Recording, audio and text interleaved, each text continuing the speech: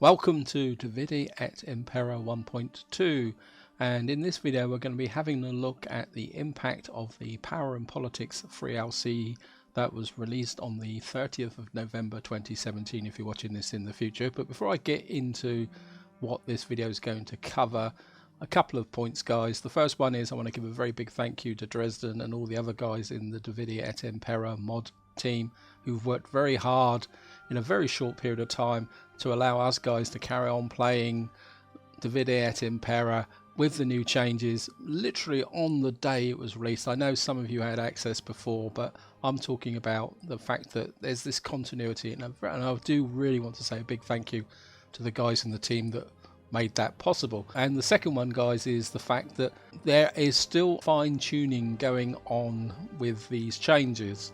So I will talk about things, but please be aware that things may change very, very quickly as they balance the game, because obviously things were a bit rushed, and I'm not complaining about the effort, but there's going to be some balancing that's going to happen. So some of the things I'm going to talk about, maybe you will go back to your game in a week's time or something in the future and you will see something different. But I think that's just the nature of what it is. This is quite a big change that alters the mechanics, but at the same time it does open up a lot of opportunities. So what's this video going to be about? Well, it's going to consist of 3 parts.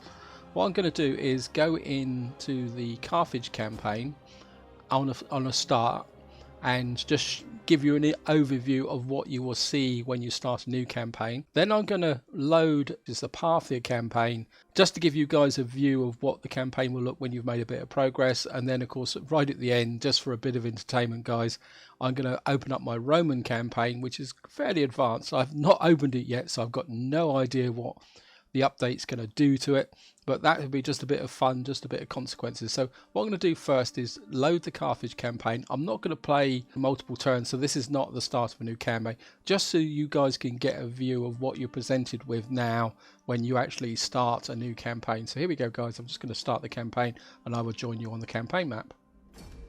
So here we are, guys. We're on the campaign map for a new Carthage campaign, and what I'm going to do is go through the top level of the changes as I go through. And of course I'm going to start with what is probably the biggest change from my point of view, which really helps both people like me, who I would say I'm an experienced player, and also more importantly new players, because one of the things that's always come up on my channel, people have kind of left comments and saying, well, how do you know what you're going to build? I can't find any information on the buildings. Or alternatively, they say, well, how do you know that in this region is this AOR unit?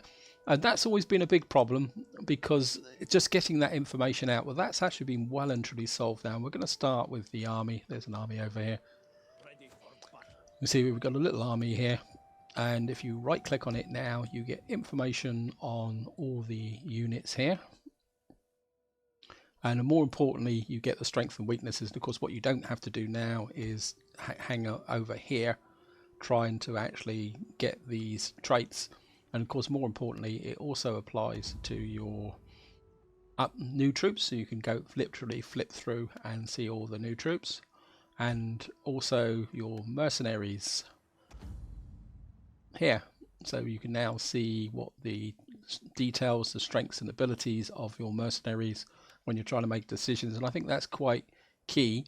Now the other thing also is, you can, if I get back to here, go back to recruitment, you can see the AOR. This is these troops here that have this symbol here, and the way you can actually find this now is because if you actually right click on here, you can now see the building trains, and that is quite key, guys, for especially for new players, that you can now go through here and you can see what units are recruited at what level. And more importantly, when you left click, remember left click, it's right click on the army roster, left click on here, you get the stats for the AOR units.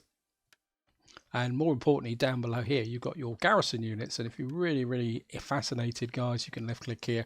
You can see how bad your Libyan townfolk are. You can see absolute rubbish. So you can actually now see the stats of your garrison units. And if you click there, that brings you back to here.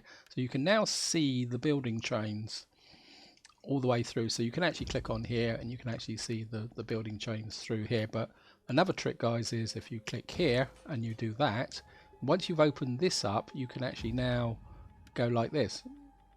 You can now actually work through all the building chains. So if you're starting a new campaign, obviously all the building chains are different for different factions. So the first thing you'd want to do is expand and then just have a look through here. And of course, if you expand here, you can do exactly the same for the minor building chains. And of course, if you've got a dedicated resource building, I don't know if I've actually got any in here. Let's have a quick look, guys. Africa, have we got any dedicated resources in here? Corsica, well, we've got fish, so if I click that, if you've got a dedicated resource, you can now look in and see that. But of course, you've got to do the expansion first, which is the downside. So to me, that is worth playing the update, even if you hate the rest of it, guys. That type of access and visibility is just worth playing the update. And I mean, I'll be happy with just that. Anyway, now we're going to get into a quick overview of the basic mechanics. Now, the three big things that were introduced as part of this update is banditry, sanitation, and the new political system. And I'm going to kind of try and work through them in one go. Now, banditry works at a province level.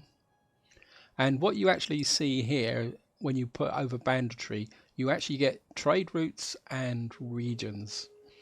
Now, trade routes are due to the fact that if you put your, let's get out of here, if you can find a road through your region that has a trade route on it, you get a flat 10% increase in banditry. And I don't know if I can actually find one here, but yeah, this one isn't. So over here in Bactria, there is no trade route, so you only get the regions. Now, if I flip it quickly into the summary, you will see that Carthage starts with 14 regions.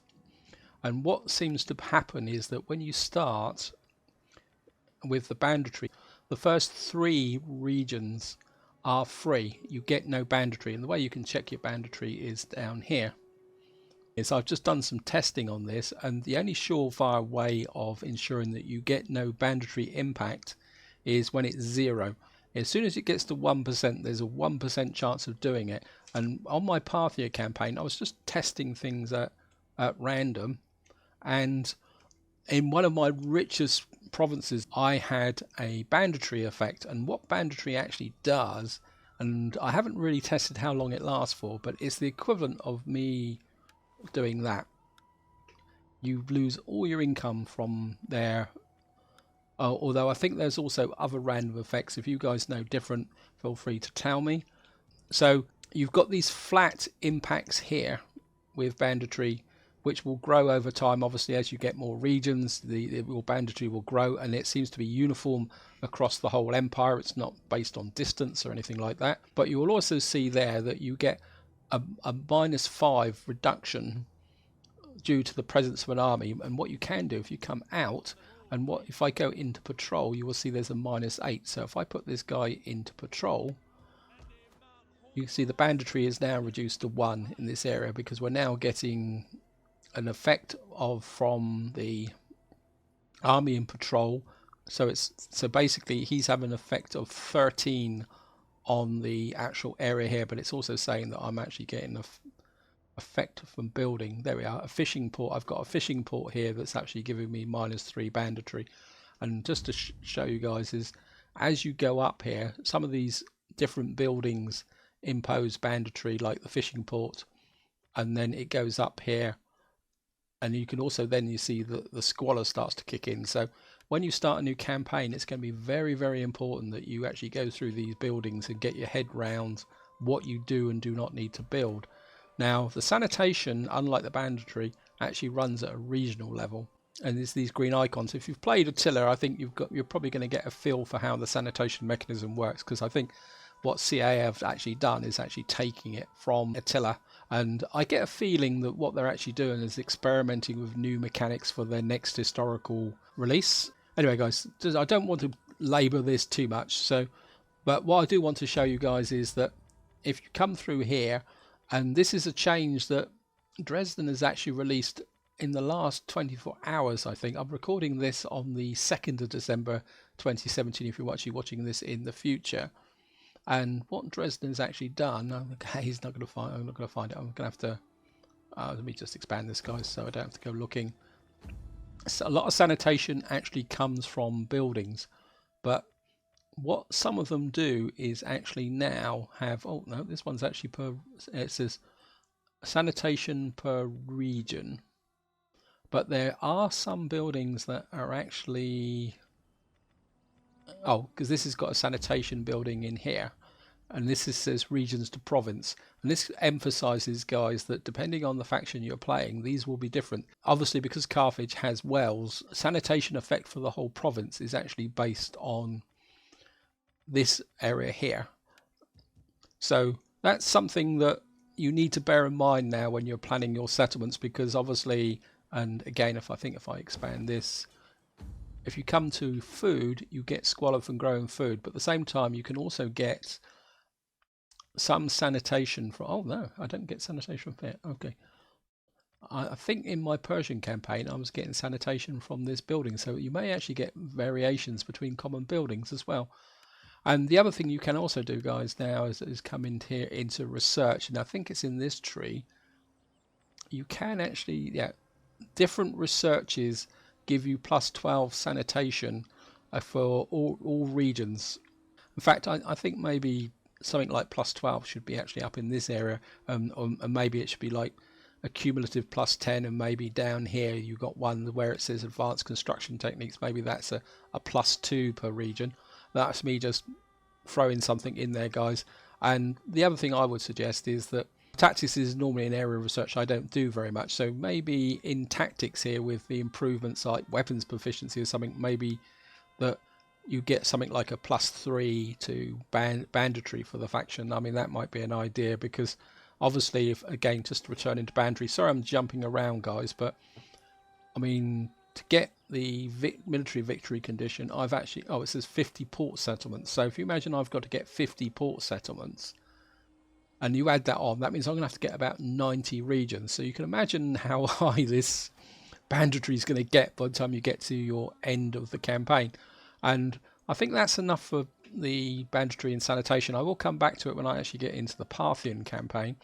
And what we're going to do now is have a look at the politics side of things. Now, see where it says protected here? That, I think that lasts for 20 turns. There we are. See, so for your first 20 turns, you're protected against rebellion. And what you actually have now is multiple government types. You can move between them. There is a cost. I mean, you could literally jump to an oligarchy straight away. Obviously, you can get benefits from it, but at the same time, I mean, you get plus 10 loyalty from there. But at the same time, you're going to take public order penalties and loyalty from the beginning. So maybe if you're actually starting a campaign, that may not be such a good idea. And of course, the rest of this looks very much the same. And this is the new big change. What you've actually got, if I come to characters first, you've got this screen here at the top. You can actually hire statesmen. So it's a way of hiring new people into the families, which can be a useful way of balancing the politics here by hiring a statesman. And if you actually hire a statesman, I don't know if I know, I can't. Oh, you've got a statesman here. If you have a statesman, so what you can do now, guys, is send them on a diplomatic mission to improve relations with a specific faction, or you can go to a minister. I think this improves public order. So if you've got a province that's having real problems, you can send them there to improve the public order. And I think this actually improves food. So you can actually send these guys out. Obviously it costs money, but maybe there's a reason to do it. And of course you've got the usual spread rumours, marriage, assassinate.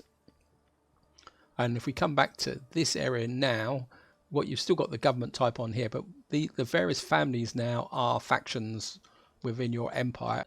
And the key value that you need to monitor all the time now is loyalty, because what actually happens is if that loyalty starts to drop, you'll risk of a civil war. So you don't actually get a civil war from here now. So gravitas is really only about getting that power, but I'll come to that in a minute. And what you're actually having to do is balance there. And what you actually get is every party has 2 traits, which as far as I know, you cannot change with the party unless you actually wipe the party out. Now, this is where you could get some really nasty conflicts in the game, because as far as I know, if you get this guy killed, I don't know whether then what actually seems to happen. I've tested this on my Parthia campaign, which maybe I should be talking about in this sense, is that someone from the ruling family forms the new party down here somehow. I don't know how the mechanism actually works, and they then may get new traits. I'm going to say may because I can't remember actually how it does. But anyway, the party always has two traits, which you can assume to be fixed unless we can find a way around it. And then every leader has a trait there. You can see it there. He hates barbarians. And you've got a mogul here. Mogul's quite a good one here actually there, because it's you get loyalty for every 5,000 wealth you have in your treasury. And the one that you've really got to watch for is actually called First the Power. So what you need to do, guys, is actually manage this. You can secure loyalty here by doing that. That actually improves the loyalty. So if you need a quick burst, you can even provoke them into a civil war if you want to do that. Right, guys, I think I've said enough on this Carthage campaign. What I'm going to do now is load my Parthia campaign. This is partly to help you, any of you guys who are thinking about moving an existing campaign into the new update. Plus, it will also show you more about what's going on when the empire is a little bit bigger. So I'll see you once I actually get onto the Parthia campaign. Welcome to the campaign map for my Parthia campaign. I'm about 130 turns in, and I'm aware that some of you will not be following the series on my channel, so I thought I'd give you a quick update of where I am. I'm playing Parthia very hard. I've had a lot of luck in the sense that I've been able to expand this way and take Mesopotamia. Most of that has been due to the fact that the Glacier got over here with Armenia. They've been beating up on the Suclids. They weakened their garrisons, and I was able to sneak in with relatively small armies and take this area. You can see I've got two armies now holding this frontier. I don't want to come out here because of the desert, and what I'm currently doing, because I've built up pretty good relations with Bactria by basically joining their wars, and what I'm actually planning on doing is coming in against Taxila, because they are actually fighting Bactria as well, with a view to being able to secure this border by coming up here and taking out Bactria before I confront these guys, because they're all bigger than me and I need to kind of, well, protect my back is probably the best way to describe it. So that's the situation with the campaign. Now, for any of you guys who are watching this and want to know the effect of loading an existing campaign into this new update, what happens is when you first load in like this, because I've loaded from the original pre-update game, you get this static changes applied. Please pay attention down here where it says winter 245 BC. That will make sense in a little while. Now, if you remember in the Carthage, I showed you here where the effect of banditry. Now, I've got this guy here. He's in patrol. And just to show you guys, if I come over patrol, you can see he's supposed to be given -8 banditry, but he isn't at the moment. So I've got a banditry effect of 18. So this is very much a static effect, and I must admit I was pleasantly surprised when this actually came in, and I wasn't losing money. Now the other quirk which seems to have turned up, and since I think Dresden did an update 24 hours ago, I've seemed to have suddenly gained a 6 sanitation in all my regions. I've got no idea where that comes. That's 12 because the temple's given me 6 if I come here, guys, and I've got no idea where that is. I don't know if that is an effect of the fact that I'm loading a pre-existing campaign into here. I've gone through all the various bits and pieces, Imperium, and I can't find anything that's applying a whole faction-wide benefit of a +6 for my sanitation. I mean, it could be a bug, guys. I'm not sure. I'm not saying if that will happen in the long term if you start a new campaign. I hope it doesn't, because it really unbalances the sanitation. I know some of you guys may say, oh, I really hate the sanitation. I mean, I don't know if I can't see how it would actually relate to the difficulty, because that is just a moment that actually breaks the sanitation. But that's an aside, guys. It's a risk of loading the campaign. As I say, I hope it doesn't affect new campaigns, but I'm sure if it is something that is a problem, I'm sure it will be fixed. Now, what I want to do, guys, is show you the effects of the building trains. I can't actually, well, what I'm going to do is actually, yeah, I think that's what I'm going to do. Susa, that's it. What I'm going to do is demolish that. and I think we can find another one up here. The reason I'm demolishing these buildings so I can actually show you the building trains, and I think I can demolish that as well, because to get the dynamic effects to take place I need to roll the end turnover, guys, which is what I'm going to do now. So I'm just going to roll the end turnover and I'll see you when it's actually back. So here we are, guys. The end turns roll over, and I'll see where it says there. It's still winter, and it's gone to 244 BC. So I don't know if that's a consequence of the update being applied to it, but the year has moved forward. But so it's almost like the seasons have actually gone out of step in this area. So that's another reason why I'm not going to actually continue with this campaign. Anyway, what you do get when it rolls over, when the dynamic things, you get these new political appointments come in. I think that's got something to do with the game just rebalancing here. You get the warning that the protection is expired, because as I showed you in the Carthage campaign, you get the first 20 turns, and of course I'm 134 turns in. I've got a high chance of succession, which goes without saying, because I haven't managed the loyalty, and I've got rebellion, nothing. I've got political intrigue, mission issued, and that's it. And when I've actually tested this before, I've had random plagues come in, although that seems to have disappeared now. Yep, the 6 is still there, so it isn't a quirk of the first turn. So I don't have any sanitation problems at all now, where prior to that last update I had sanitation problems. Yeah, all my sanitation's gone away. So I think that's something not right there, guys. The other thing I've also had is a plague breaking out here, but not here. So there's also a risk that you can get the plague from here. And the interesting thing is that Marv has had an attack of plague. When you actually look at here, they've actually got positive 19 sanitation. That seems to emphasize that the plague mechanic is still random. And just to illustrate what I was saying about the banditry, is up here, as you can see, if I come in here, I've got my income is 5,441. My risk of banditry is 2%. And what actually happened when I did a test thing was this. And you can see that I lost the entire income from my core richest province.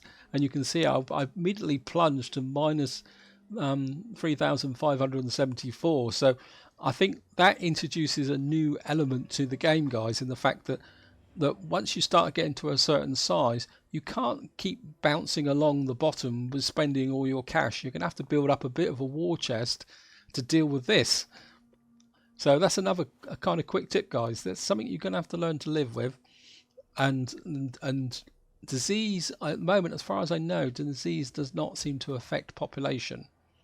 But what it does affect is food and your ability to export, and so does banditry. So you get these random effects that are going to come in, which you're going to have to guard against, which is going to make the whole campaign a lot more entertaining. And if I can find, where was it? Susa, wasn't it? I think it's Parsa.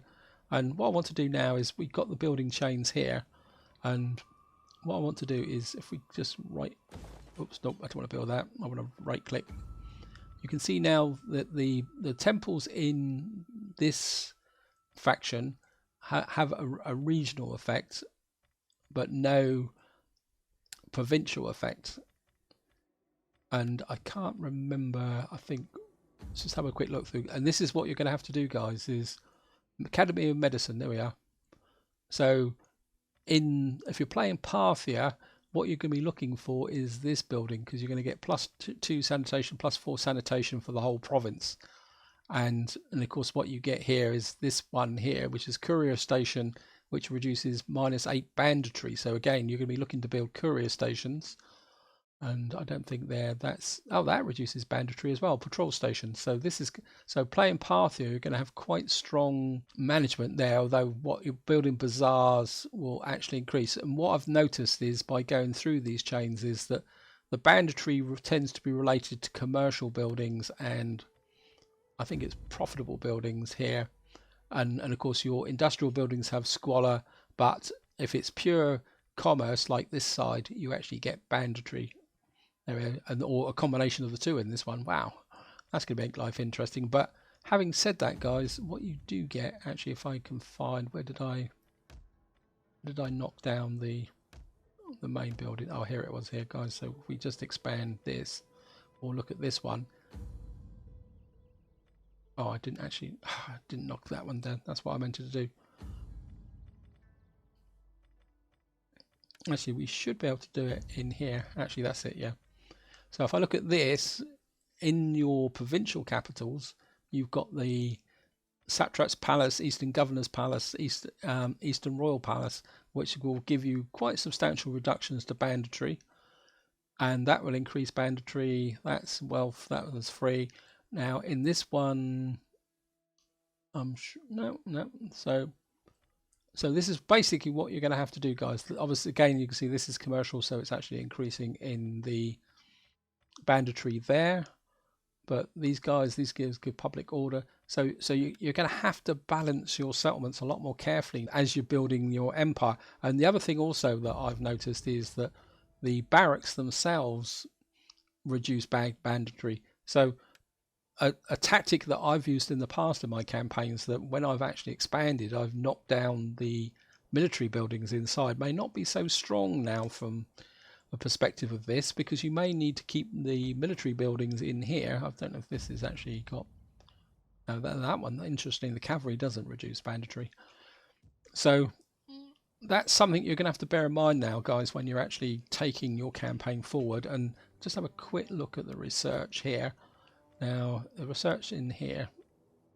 Oh, so where is it? Oh, so it's actually here. So again, you're going to have to check your research, because this one's actually got -12 in this area here, rather than down here. Was it here? So you're not going to be able to be completely assured. It'd be interesting to see where the sanitation requirements actually fall in if you play a barbarian tribe. And I still think that, as I say, if I actually come here, you can see here I don't research tactics. So I still think there's scope in here to add benefits to actual banditry, maybe like tactical drills or something like that, so that there's acquiring, rather than having a big watch of say -20 or -30 banditry there, is having a cumulative effect as you go through. Or maybe across here, instead of having movement range, you say that this is like -5 banditry, -10, -25 or something like that across the top of there. So as you can complete the tactics research, it will actually do that there. I think that's about it, guys, for my Parthian campaign. Any of you guys thinking of moving an old campaign, I think if you're fairly early in the process, you're okay. So what I'm actually going to do now is load my Rome campaign, and we're going to see what it's done. And I have not looked at this, guys, so I'm a little bit kind of trepidation here. So I'll see you once I actually get into the Rome campaign. Okay, welcome to the campaign map for my Rome campaign, and this is the first time I've actually loaded this save game into the new update, and my economy's crashed. To give you a bit of context, guys, if I'd loaded this under the update, I was pulling down about 9,000 gold a turn, and so somehow 10,000 of my economy has disappeared. And I know the reason why. I forgot to mention it in my Parthian campaign, and I've also seen somebody mention this on the forum. If I can find an army here, if I come into the army and if I go to my general stats, wow, they've all gone. All my precious stats for my generals, which was giving me reduced army costs and empire maintenance, have all gone. And this is one of the consequences of bringing the existing campaign into one of the updates. It's almost like the traits and all that for your generals are reset. And I don't know if that's got anything to do with the fact that your faction leader now gets this kind of trait. It's always there. And I haven't tested it yet, but I'm hoping that when this guy dies, this would then be passed on to his successor. And I wonder if that activity there has the effect of actually resetting all the traits, because agents are okay. If I find an agent, see, the agent traits are all there. It's just your general traits that disappear, and that's what causes your economy to crash. So if you've got a really late campaign which you want to complete, I probably would not recommend actually moving to the update until you wanted to start a new campaign. I've been doing very well with this campaign. You can see, just to show you on the map, I'm playing this on hard. I've been pushing up through round here with the view to conquering Britannia. I mean, and then the idea is to strike down against Carthage like this through Sicily and through Iberia. Iberia is always a good way to attack Carthage if they get powerful through this frontier, because there's a whole load of regions here that are very closely grouped together, which, given the supply system in the Et Impera, it allows you to move through this, where if you get down in these desert areas, I think we're all familiar with the attrition you suffer with the multiple turns trying to move through here. So a good way to cripple Carthage if it's got powerful is always to strike through Iberia, also take Sardinia and Sicily. But that's not going to happen, guys, because I'm not going to carry on with this campaign. But anyway, we're going to have a look round, guys, just to see. And let's have a look at the banditry, actually. Come on, we've got to look at it, see what the banditry is like. 47, wow. 51. Bearing in mind that it may not be this bad if you're actually playing the campaign. 63 in Latinum, okay. So let's have a look in Latinum. This is my capital. Yeah, so I've got 44 regions. Oh, that's interesting. Let's have a look. Summary. Ah! So so the bigger you get, the more you lose that bonus. Ah, that's interesting, guys. That's something I've just discovered. So at this level, I'm only getting the benefit from one region. So one of that's tied to Imperium. So as your Imperium increases, you lose that region benefit. So I'm now actually getting an impact of 44.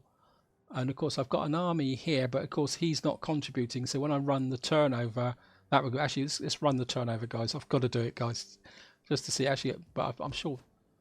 Yeah, the sanitation at 12. Why? So I'm getting a base of 12 sanitation now. Is that tied to the Imperium? Sorry, guys, I'm just looking at this. When it's not tied to government, because again, I've been balancing this with review to the old Civil War. And of course, that's not relevant anymore because Civil War now comes from loyalty. Minus 37 loyalty. Hates barbarians. What we got here? A patriot. Oh, this is really messed up. I could probably have a rebellion when I roll the turnover, because I've got a risk of 27%. And of course, I've got a republic where I should really be an empire. But I can't because 65% influence for ruling party. Wow. I could go for that, but I haven't got the money. And just to put the taxes, I better put my taxes up. It would tell me that I'm bankrupt. So you see, I'm on max taxes. Oh, this is going to be fun, guys. Sorry, guys, I'm smiling a bit on this. Anyway, back to banditry. So I'm getting 44. I'm getting 9 from buildings and characters. Okay. So it's probably I'm not getting. Oh yeah, I'm getting +4 banditry from the trading post because I've got very highly developed there. I'm getting squalor from there, but I'm still a bit confused with this 12. +6 sanitation to regions in the province. Okay, so would that actually give me? Well, that's given me 18. So let's have a look here. So he's got one, he's got one, because I do like my sanitation buildings. Okay, see what we got here. So this is 6. So it's almost like you get a flat for 6, and then that makes sense, guys. Okay, so the 12 is coming from the sanitation buildings. Yeah, and that's 6. So I've still got 6 sanitation coming from somewhere where I don't know.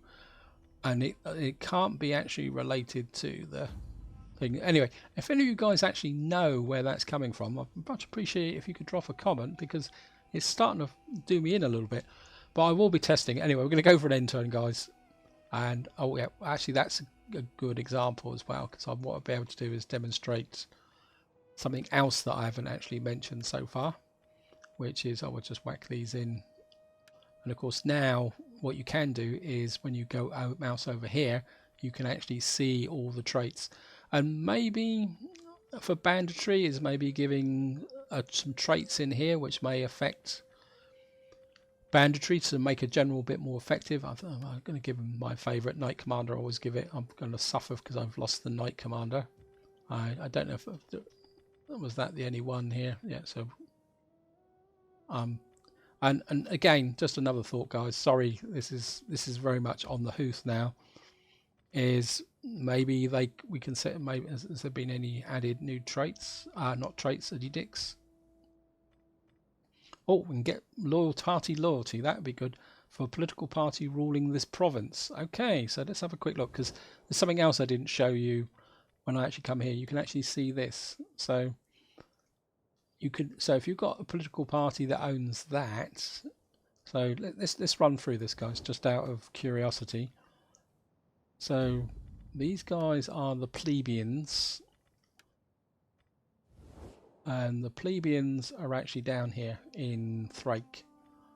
So what I could do then to control these guys is come down to here. I think these guys already got it, but I could actually change that to loyalty, to improve their loyalty. Oh, that's cool. And maybe I can get, I don't know, and this guy's tax harvesting. Anyway, let's just find a random place that needs a... No, you're not complete. Okay, let's do it the proper way. Pannonia, there we are. And maybe there could be another trait. Since they've added that, maybe it could be handy to have another trait. Whereas, because obviously you could have an area that's really bad, that maybe you could set, not a trait, sorry guys, an edict. Maybe you could set an edict to say reduce the banditry in this area. Maybe we'll just do a bit of tax harvesting. Anyway, I'm going to go for an end turn, guys. So here we are, guys. Here we are, banditry in Swaby. We've got missing supplies. One of our storehouses has been robbed. Bandits have broken in and stolen large amounts of supplies. The province will produce a lot less food this month. So it's random events.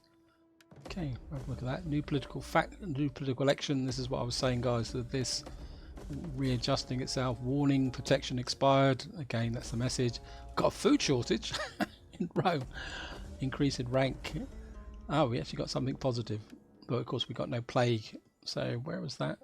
Banditry. Let's have a quick look at that. So this is Swaby.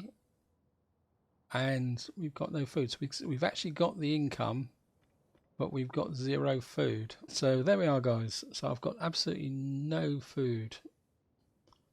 And I've got no idea how long that's going to last. Maybe I'll bump a turn just to see, out of curiosity, to see how long that banditry lasts from. And I didn't get a civil war. Well, these guys are minus 35. They're okay. And we've got a republic. And again, another thing with this up here now, you can see we've actually got successors. And this is something that's occurred to me, guys. I don't know if I should be putting this into your minds, but if you played Attila, I think you might understand where I'm coming from if I say the suicide generals.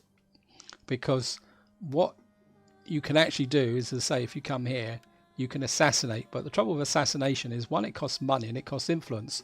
Now, one of the tactics in Attila, if you had a leader that was absolutely terrible and had terrible traits, is you would actually put him in front of an army, get into a battle, let him go up there, get him killed and all that.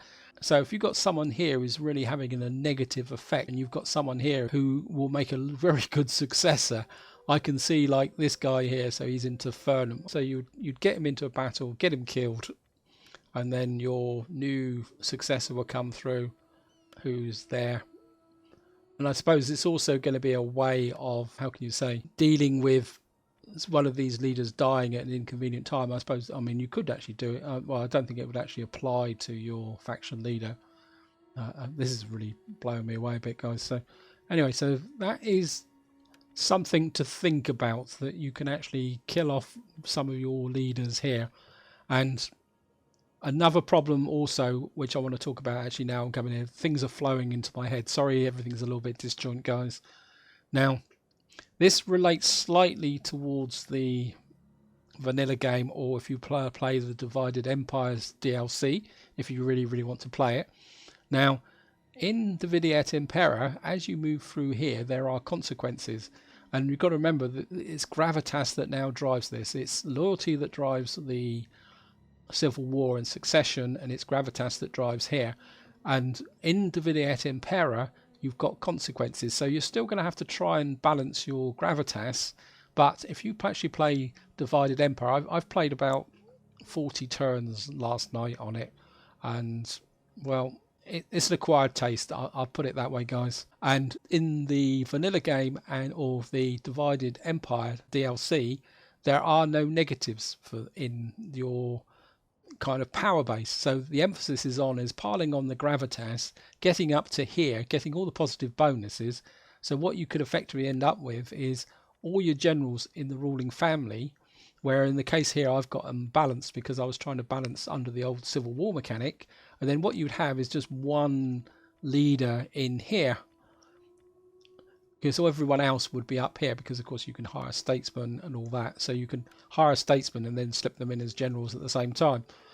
And what that can do is lead up with a scenario where you can actually game the game. I don't think you can. It's going to be different in Divide et Impera, but in the Divided Empires one is what you can do is, I say, if you get these down to one general and then what you could do is put that general, know where that general is, and then make them into what in Divide et Impera referred to as governor armies.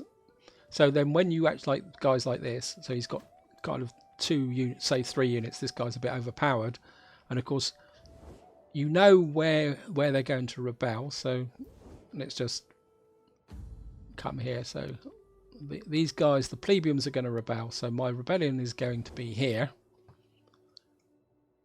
And what you could do is just put your weak army here, because I think that's all I've got in here. This army here is a weak army. Where is it? Down here. And you could put the leader of the faction down into here with just a couple of very rubbishy units. Come to here. No, not here, sorry guys, here. And go to here. I mean, and what you could do on the politics here, click here and then provoke them. It says attempt to provoke a military conflict has failed. But if that succeeded, I don't know if I can do it again. Well, obviously they don't want, ever tension remains, okay. But then you could then provoke the civil war, but it's going to be a bit of a nonsense because you can bring your armies down. They've got no real army, and the AI is not very smart about producing an army. And then you can just take the settlements back and start again. So I don't know if I should be telling you guys that. That's just my thoughts. But in Divide et Impera, that is not so easy because, of course, you've got to deal with the negative impact of getting your dominance too high. Anyway, that's just a thought, guys, and I think that's about it. I can't think of anything else. No, I think we looked at everything. Well, actually, let's have a quick look at the building chains. Let's have a quick look here. I don't really have any spaces. Is any of my settlements actually grown? Let's have a quick look so I can do it the quick way. Break, there we are. So if I expand that, and then we can have a quick look. So these are the ones that have growth to all provinces, sanitation, 12 sanitation. So yeah, I mean that would be a good one to go down. I think if you could get that in all your main Roman settlements, you wouldn't really have to worry about any sanitation problems at all. So what we got here, banditry -10, so that reduces banditry. Squalor, that reduces banditry as well. That's so weird. This increases banditry because it's commerce, provincial income, squalor, banditry, okay, and that is actually wealth and culture. So yeah, let's have a look at the temples, and these are just per region. So these basically have the same role as they were before. That's interesting. That's actually got 4 less sanitation in the Parthian. I think that might be just a typo in there, because obviously you would want to build that in Rome or somewhere like that. And let's have a quick look here. Have a look at the military barracks here. And of course, what it comes down to is, if we come here, if we go up here, we got barracks here. Of course, you can see the auxiliaries now, which can move between here, so we can now get the different auxiliaries. Again, this is going to be a big benefit if you are playing Rome and you don't know what auxiliaries you're going to recruit, because obviously if I come over to here, I've got an auxiliary barracks in here, and you can see we've got different auxiliaries now in here. And of course we've also got the effects of the AOR recruitment, because you still get some AOR recruitment in your areas even if you don't build the auxiliary barracks.